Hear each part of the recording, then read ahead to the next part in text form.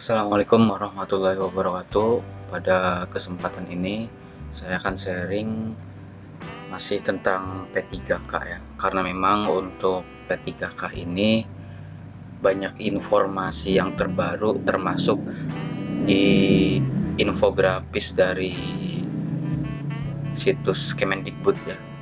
Nah, di sini dari situs Kemendikbud melalui Dirjen GTK itu memposting infografis tentang pengadaan P3K untuk jabatan fungsional guru pada instansi daerah tahun 2022. Untuk lebih jelasnya silahkan Bapak Ibu simak pada video berikut ini. Nah, untuk hasil kita review yang tahun 2021 dulu, karena memang 2021 dengan 2022 jumlah formasinya itu masih sama ya. Dari Kemendikbud itu membutuhkan 1 juta guru gitu. Kemudian sedangkan untuk tahun 2021 itu yang melamar itu kurang dari 50%-nya. Nah, di sini masih ada kaitan tentang jumlah formasi dari 2021 dan 2022. Di sini sudah ada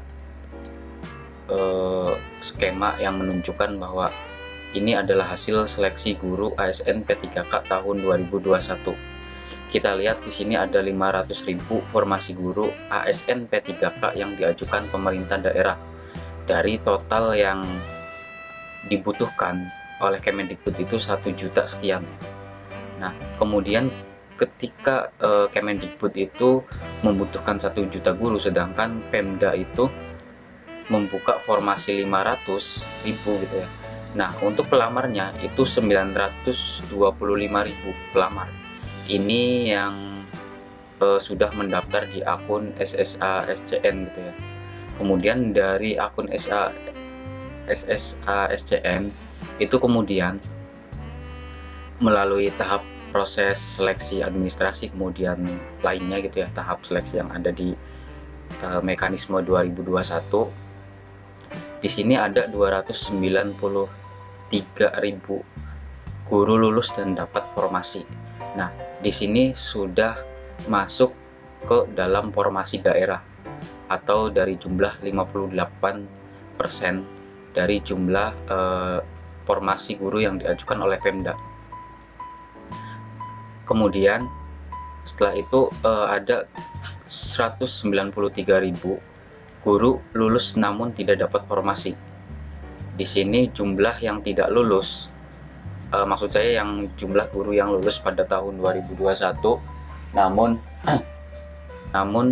pada tahun 2021 itu tidak mendapatkan formasi ya, dengan linearitas ijazahnya gitu. Nah, akhirnya di sini akan diprioritaskan pada tahun 2022 tanpa tes dan hanya menggunakan validasi atau verbal dan validasi berupa administrasi saja gitu.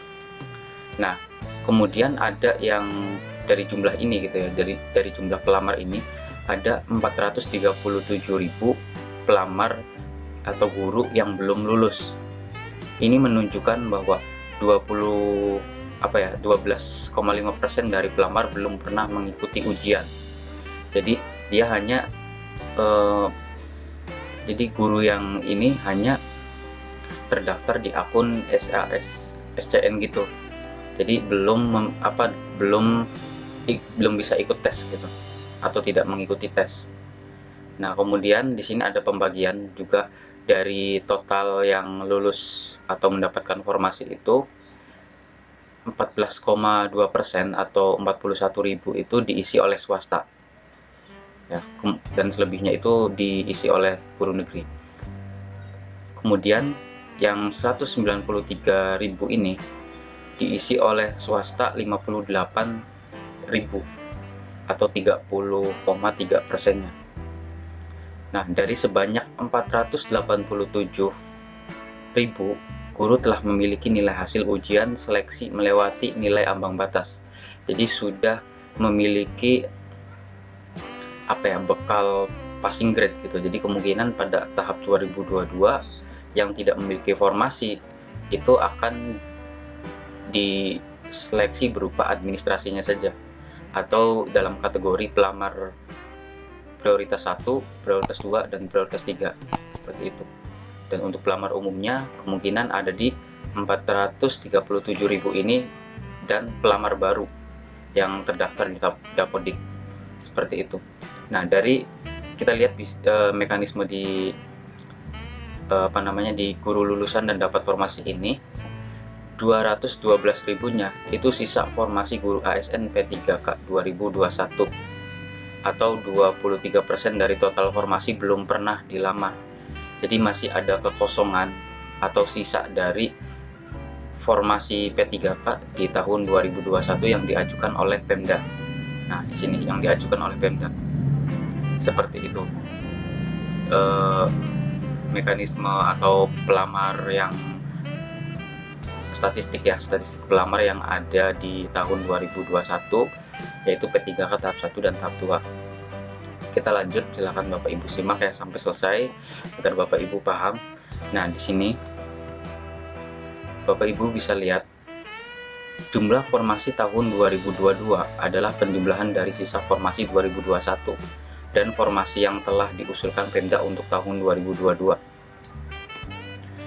Jadi dari sisa usulan Pemda yang ada tahun 2021 ya, pada slide sebelumnya, kemudian nanti akan digabungkan mengikuti mekanisme tahun 2022 ya.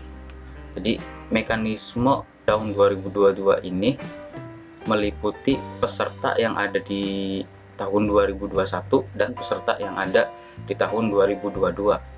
Nah, dari total formasi yang sudah diajukan Pemda itu 343.000 termasuk guru agama. Ini yang sudah diajukan Pemda.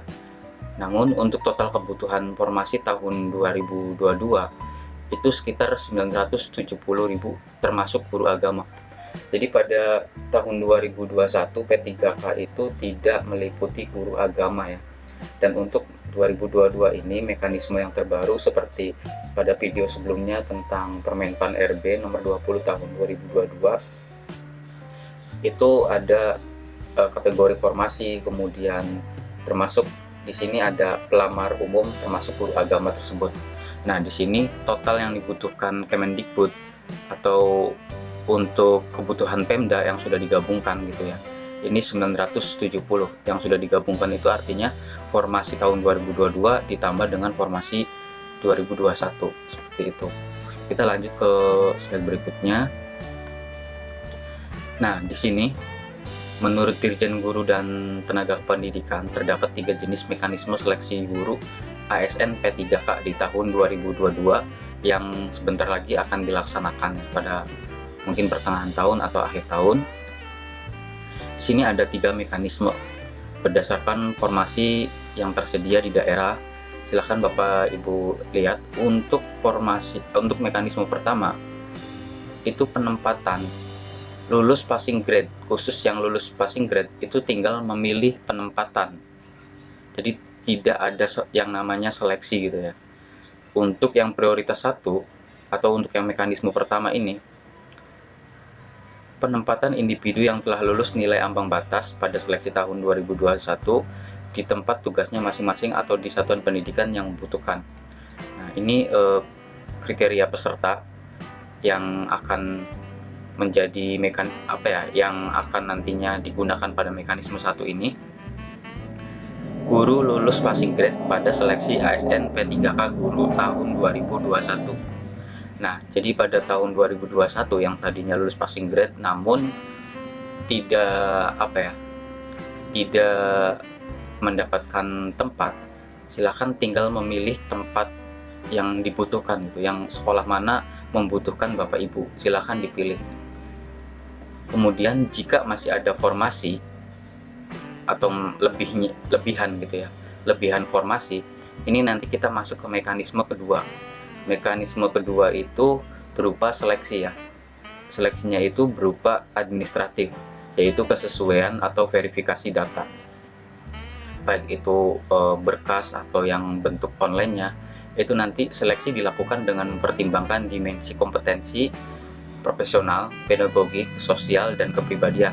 Di sini untuk seleksi atau mekanisme yang kedua sudah melibatkan Panselda atau panitia seleksi daerah.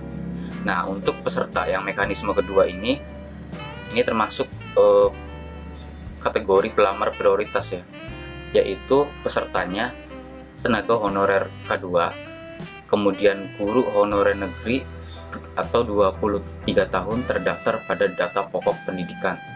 Nah, ini khusus guru negeri yang sudah lama yang tidak diangkat-angkat gitu ya, nanti akan menjadi masuk ke dalam mekanisme kedua jika itu masih ada formasi di mekanisme pertama, seperti itu. Nah, kemudian kalau sudah tuntas mekanisme kedua ini, termasuk yang